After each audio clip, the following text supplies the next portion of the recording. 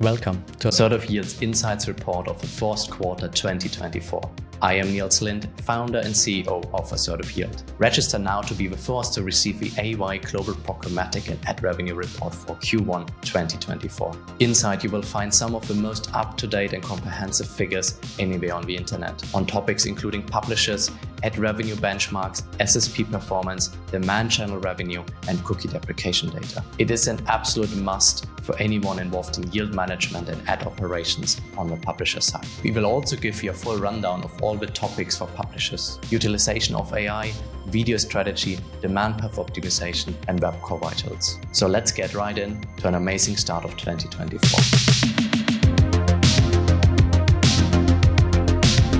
The Global Ad Revenue Index gives us as publishers a good indication as to where the market is going, how it has been developing, and it allows us to draw a comparison to what we are seeing with our own monetization and results and efforts. It gives us an idea as to, are we performing better than the market, roughly the same, or are we fading slightly off from the market developments? And at the same time, what is the lookout, what is to expect in terms of what is coming or what has already happened during the last few months. So when we look at this quarter's results, the main thing that is visible is that the overall performance from January, February and March, if you look at the global scale, has not really been better than previous years. So we are sitting roughly at the same numbers as we were sitting in the, if you look at compared to the last 5 years, more the lower performing years. So overall, we still see the economic impact on this industry and the overall ad spend being down in comparison. However, then starting in February and now especially in March, there's a huge uptick visible, where now in March it's basically breaking even with the average from the last 5 years. And the trend is still going upwards towards the performance from the peak periods of the COVID time. If we look at it from on the North American market, the picture looks quite differently. Here, January was way better than the worst previous years. And then in February, it went to heights which were almost hitting the 2022 numbers, almost breaking the peak from the last 5 years. Now March, however, didn't see the peak or the increase continuing. It kind of remained flat or stable. So while in Europe we are seeing a big peak happening in March, on the US side, it remains stable in March. Now, one thing that we can of course expect from this kind of trend to continue, especially in North America, is that the CPMs should be increasing, especially as the political ad spend is coming into play. I think overall it is going more or less to expectations. There was no anticipation of the advertising ad spend recovering in Q1, at least not by a lot. We do see, of course, an uptick happening, but this uptick, if we consider seasonality, is not anything significant yet. We do, however, see that kind of more significant impact on the US market primarily, where this year's performance is at some points in time touching close to 2022 results, which was the best year from the last 5, given specifically around Q1. So on the one side, if you look at the stock market, results and valuations of companies are way up. They are performing quite well on the stock market again. But at the same time, we see certain industry events, but also not just from our industry, globally, which are still giving the information, hey, this kind of like economic situation, the downturn is not over yet. There's still a lot of cost savings being conducted at various big companies, big stakeholders taking out money and so on. So of course it's pure speculation, but will it remain on this trajectory? Will it stabilize? Will it go down? We don't know. But we don't see the advertising spend increasing much yet. But it's from all the research that has been conducted within the industry, it is expected to further accelerate. So one thing that can of course have a big part on the overall advertising spend, primarily in the US market, is the election year. If you look at the amount of ad spend that happened over the last couple of years, although this year there's likely a lot more going into CTV and less going into the open web, let's say, or like the web inventory, it should still be some number in the billions. In the end, what we are looking at with the AY index is how much advertising spend there is in the market, measured from the publisher's, the sell side perspective. And the advertising budget that basically exists in the market is of course dependent on how much companies can pay and invest in marketing, advertisement, and so on. So at the end of the day, this kind of capability of investment also correlates to their stock market results. And when the stock market is in a very good shape, or when these companies have good performance on the stock market, they usually also have achieved good growth or good success overall with their strategies. And quite often, those growth successes are fueled by advertisement, marketing, and so on. So when overall the stock market situation is worse for these companies, it usually means that they are hitting the brakes, that they are cutting down on expenses. And one thing that is quite easy and quick to cut down on marketing and advertising expenses. At the same time, it is one of the things that can quickly be turned on again and be accelerated, especially the digital part of it and the performance side of it. So that is why when we look at this kind of report or this comparison, it doesn't match exactly because there's a lot of different variations happening, but it does somewhat correlate between the two. Also at the same time, we of course have to keep in mind that the stock market is usually a couple of weeks ahead of the actual real events happening. The other side of it is, of course, when we look now at this huge drop in January, February and March, we have to keep in mind that this is normal seasonality for the advertising market. It is completely normal for those numbers to drop after the November and December period of time. The yearly advertising budgets are reallocated and the increase of advertising spend from the November and December holiday period comes to an end in January, February. Overall, the advertising spend is always less. But then if we take away this kind of sudden drop between December and January, we can see that the overall trajectory is aligned. If we would be pushing up the point from basically end of January to the point of something like November, we would see very similar increase in both parts. At the same time, if we compare the January numbers from this year to the January numbers from 2023, we can see that there was this significant increase in performance overall. So when we look at the sell side, the trend which we already saw happening last year keeps continuing. And this trend, with the increase of SSPs on the market, but types of SSPs that are purely or primarily reselling other SSPs demand. So while there was a lot of, or has been ongoing consolidation within the market with SSPs, at the same time there are a lot of small ones popping up. One quite interesting figure to look at, also to estimate as well as we are doing, is where's the revenue coming from? And that's specifically primarily open market wise. And there are basically three main channels for which on the banner and display side the revenue is coming from.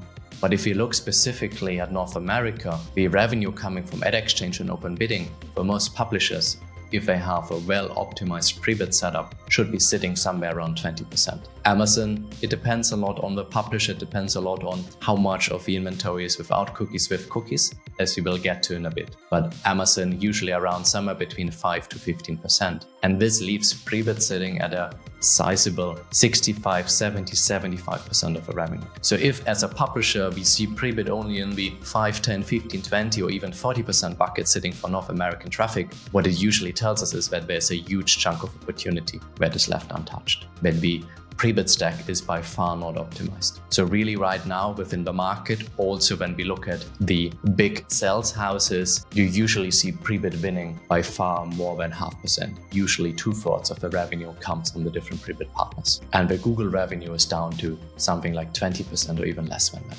Now, if you look at the European side of it, it looks quite different. The pre-bid demand is not as strong in Europe and the Google demand is a lot stronger. So what it looks like here is that usually we should be seeing with a well-optimized pre-bid stack, the Google revenue sitting around 40% or less. Amazon revenue sitting somewhere between 5 and 15% as well. And then pre-bid should be generating around half of the revenue. So again, if our pre-bid revenue on European inventory is only sitting at 10, 15, 20, 30%, it tells us that there's a major opportunity to further improve overall yield. But also GDPR and other things are impacting it, and overall lower CPMs, and then with the increase in request flooding going on, probably Europe is hurting from that, because then even more focus is put on US inventory with the higher CPMs. So overall, we need to look at the market kind of position and dominance. So if we look at the biggest DSPs, the trading desk, where do they operate? How much of the market do they own in the different regions? And then look at Google, how much do they own in the different regions? But at the same time, what is the ratio between brand awareness versus performance campaigns? And on top of that, we have the entire privacy side there. Or in the US, it is possible to use certain cookie alternatives that provide significant uplift through probabilistic matching, while in Europe, these techniques are basically not being utilized due to GDPR. So that alone, this kind of discrepancy between, okay, we can use these probabilistic methods versus we can't use them immediately on non-cookie inventory, has a huge impact. So that's quickly like 40% difference in revenue from this inventory. And then on the other side, we have, of course, the opt-in that is required to monetize these users. So we do not only have the decrease of the lower performance of the non-cookie inventory. At the same time, we also have the inventory which we don't have the user's consent for tracking for, and which performs and monetizes very poorly. So over the course of the last year, we already had changes happening in regards to the classification of video inventory, especially around the auto-playing sticky video players that automatically plays with sound off. It affected the revenue coming from these video players quite a bit. It is now kind of at the point where also Google is adopting this new classification. And while we don't know what impact it really will have on the revenue numbers, we know that it can't be positive. Now, the interesting side is that even before this change is going live, we already see some of the publishers removing the sticky video player. Some of them deciding it is no longer worth it. The revenue is not enough for us to keep the sticky video player. It is yet to be seen as to what the full rollout of this will endeavor. One other major change that happened within the industry is around how Google is tracking the performance and the smoothness of a website.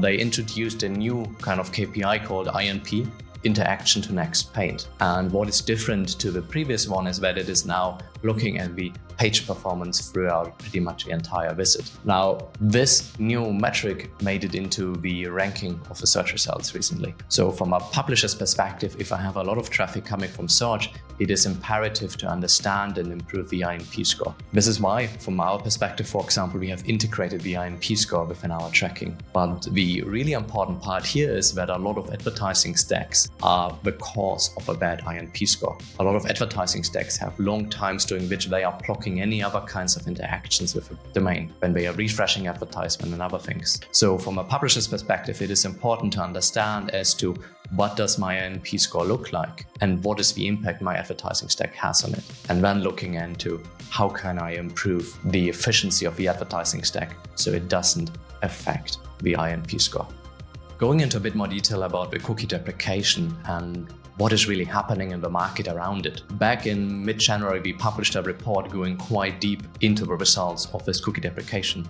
What impact does it have on our different demand channels? Looking at the Google ecosystem, Prebid, Amazon, and so on. What impact and negative impact does it have on our revenue? How is the revenue shifting between the different channels? Now, 2 months have passed and we have readdressed the data and looked at it again. And there are major shifts happening. There's quite some improvement visible. To give an example, we started out seeing an overall drop in session revenue from 45% versus the cookie inventory. This number decreased to a drop of only 40% now. So the overall gap decreased already by 12.5% in the course of only 2 months. The impression RPMs, CPMs, we always call it RPM because we include the unfilled inventory, went down from 35% to 30%, a decrease of 17% of that gap. And then if you look at the ad exchange and open bidding win rate, it already had an increase of 4% compared to the cookie inventory, but now this further increased to an increase of 11%. So right now, the Google side of things is basically getting an edge of around 11%. But then even more interestingly is the change within the Amazon win rate.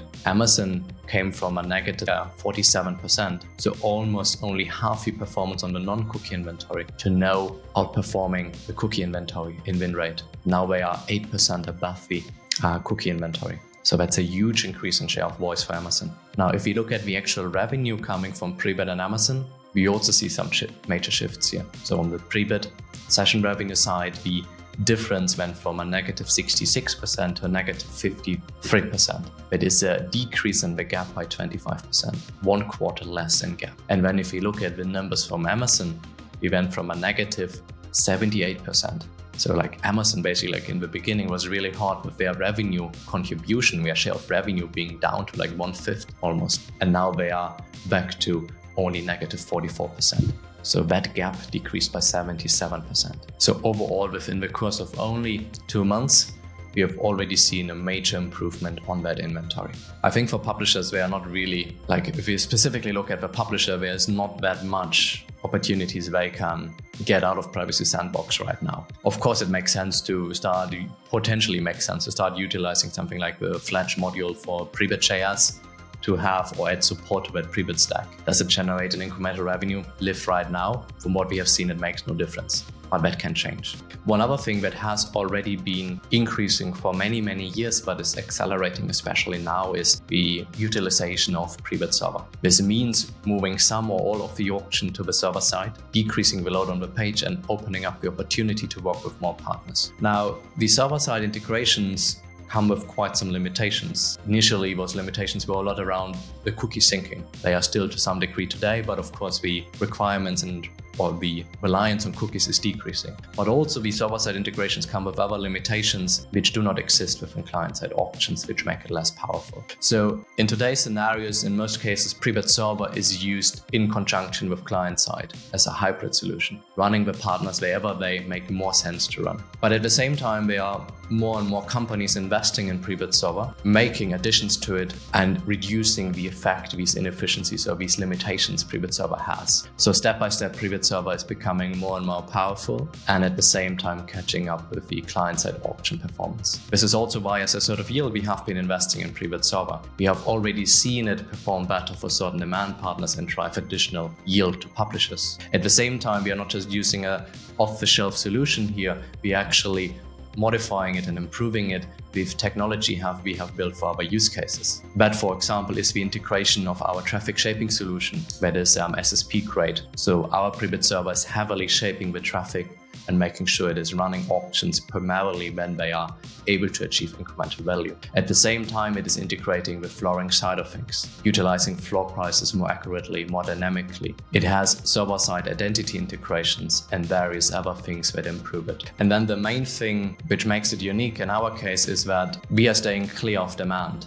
That means that the Prebid Server integration we have, our pure goal is to achieve more revenue for the publisher. But none of the demand that is running for this Prebid Server integration is ours, so that we are fully unbiased and are making decisions that are 100% in the favor of the publisher and their goals. Thank you for tuning in. We value your feedback, so don't hesitate to drop your comments and let us know your thoughts on our report, as well as your expectations for the next one. And don't forget to hit that subscribe button to stay up to date with our latest content. Make sure to grab your copy of the AY Industry Insights report for a thorough analysis. Here's to an amazing Q2. See you next quarter.